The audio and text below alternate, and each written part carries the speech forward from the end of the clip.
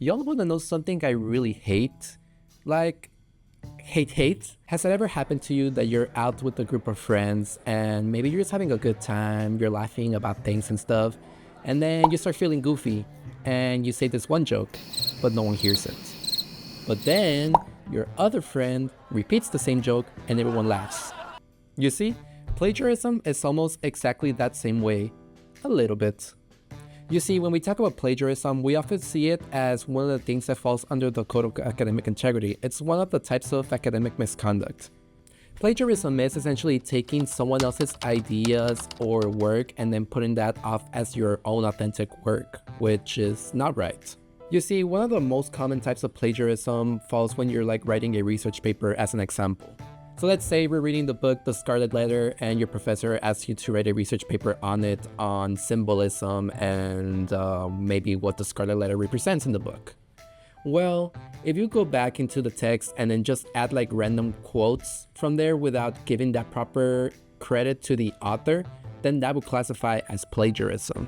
So as I had mentioned, plagiarism violations are quite common and most of the times they're pretty much accidental, but there are different types of plagiarism. The first one, as I just mentioned, is accidental plagiarism. Accidental plagiarism is when you are writing a research paper and you provide those quotes, but then at the end of the day, you do not go back and edit your text. So because of that, you may miss out on putting some quotations or even putting like the proper way to cite the source, which would be like the author in those parentheses, like at the end of your quote.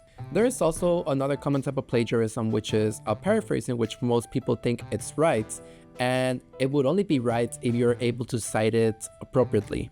So when you paraphrase, you're essentially getting those ideas from the author, but then just putting them into your own words, which, still is not giving them the credit they deserve. Another pretty recurring type of plagiarism is not using citations correctly. So this may be due to maybe not having that knowledge that you really need to, be successful when you cite a source. And this is pretty common, and we'll go over this and we'll teach you how to properly cite a source and teach you some techniques to avoid plagiarism in the future. And lastly, we have self-plagiarism, which is probably one of the most controversial types of plagiarisms, at least in the eyes of students, but when you actually look at it, it kind of makes sense.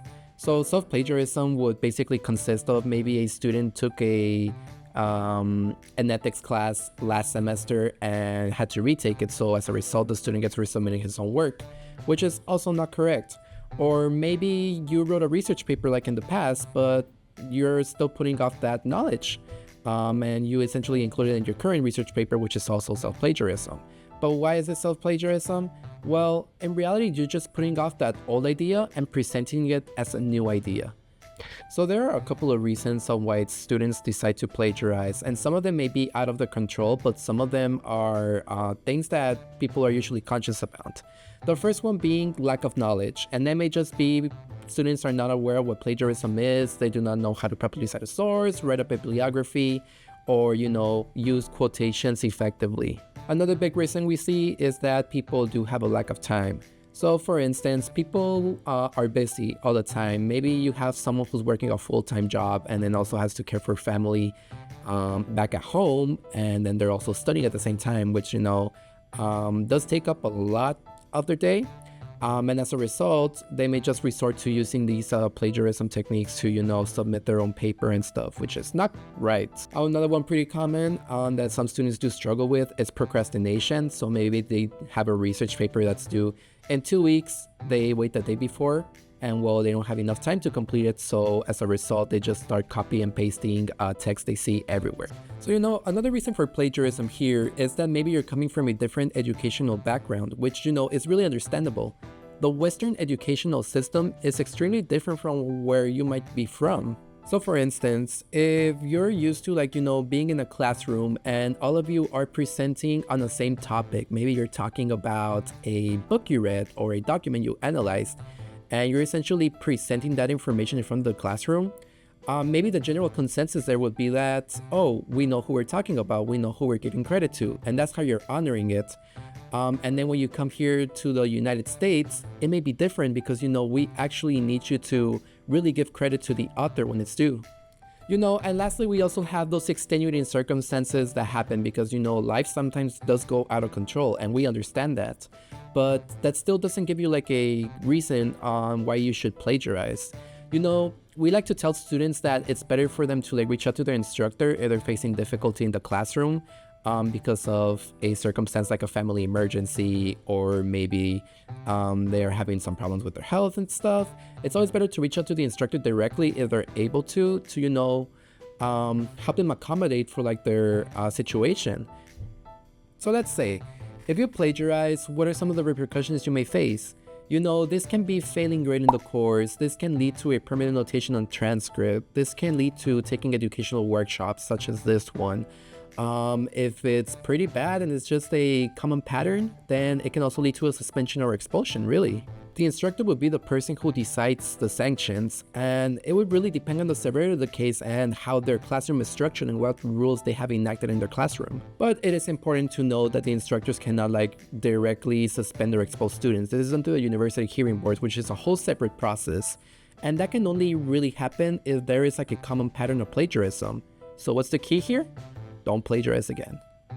So as you may have noticed, the consequences of plagiarism can be pretty severe in some cases. But why do instructors really care about plagiarism? One of the main reasons is that avoiding plagiarism is a critical writing skill, because you'll be using it on a daily basis once you hit the professional world. So let's take the medical field or the research field as an example. Maybe you are researching a disease and you have to come up with a paper and present these results to your boss. Well, do you know all the information on the spot? Maybe not, right? Maybe you have to check your primary sources or your secondary sources to ensure that you're giving the most accurate information based on what other researchers have found. If your boss found out you plagiarized, best bet, it's not gonna end well for you. And there's just so many other repercussions that could come with this, especially in the real life. So maybe if you're that researcher that's, discovering the cure for cancer and stuff, you're gonna be losing all your credibility because you're essentially not really using your sources effectively. Another reason why instructors really care about plagiarism and why they report these violations to our office is because they are also assessing your learning. I mean, think about it. You are paying a lot of money to get that higher education degree in order for you to really be able to make an impact when you come to the professional world. So because of this, instructors really want you to be learning in the classroom and, not just dozing off during class. They want to make sure you're actually learning the stuff you're learning. They want to make sure you are using your own knowledge because, that'll be crucial when you enter the professional world. And one of the last reasons is professional ethics. So if you've taken the academic integrity training, you might have learned that honesty and integrity are crucial to the University of Arizona's core values. And there's a reason for that. We want our Wildcats to succeed. We want to make sure you're making a great impact in the world and also, holding up to those ethical standards that are established by the Arizona Board of Regents. Honesty and integrity really contribute to who you are as a character, and not only with your professional development, but also with your personal development. Overall, the main message I want to leave you all with is to always give credit when it's due.